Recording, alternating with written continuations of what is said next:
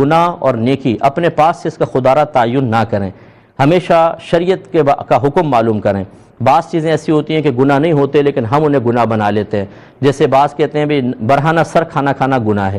حالانکہ یہ کوئی گناہ نہیں ہے، آپ سر ڈھک کے کھائیں اچھا ادب کی بات ہے، برہنہ سر کھا رہے ہیں کوئی گناہ نہیں ہے۔ ایسے واش روم میں بغیر ٹوپی رکھے چلا جانا، بعض کہتے ہیں یہ گناہ ہے، یہ گناہ نہیں ہے، اچھا ہے چلے جائیں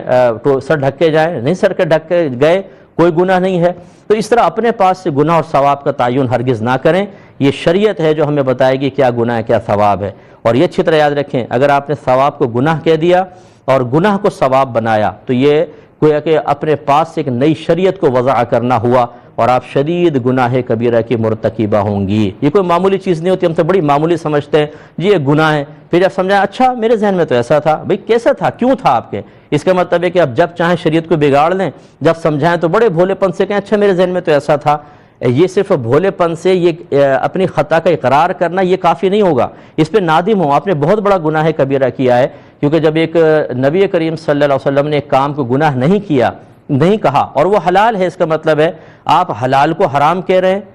آپ ایک مباح کام کو گناہ کہہ رہے ہیں، تو یہ افتراء علی الشریعہ ہے کہ شریعت پہ جھوٹ گھڑنا، اس پر اللہ کی بارگاہ ہمیں توبہ کرنی چاہیے۔ تیسری بات یہ ہے کہ تکیہ اچھی چیز ہے، ہم اس پہ سر رکھ کے سوتے ہیں لیکن اس کے کوئی ایسے ادب اور احترام کا حکم نہیں ہے۔ خود نبی کریم صلی اللہ علیہ وسلم سے ثابت ہے کہ آپ تکیے کو پشت پہ آپ نے لگایا ہے، تکیے پہ بیٹھنا بھی، جیسے سیدہ عائشہ نے جو پکچرز والا پردہ تھا سرکار نے منع فرمایا کہ اس کو تعظیمہ نہ لگاؤ، تو آپ نے اس کو فرمایا میں نے اس کو تکیے کے اوپر چڑھا دیا اور اس پہ سرکار بعض اوقات بیٹھا کرتے تھے۔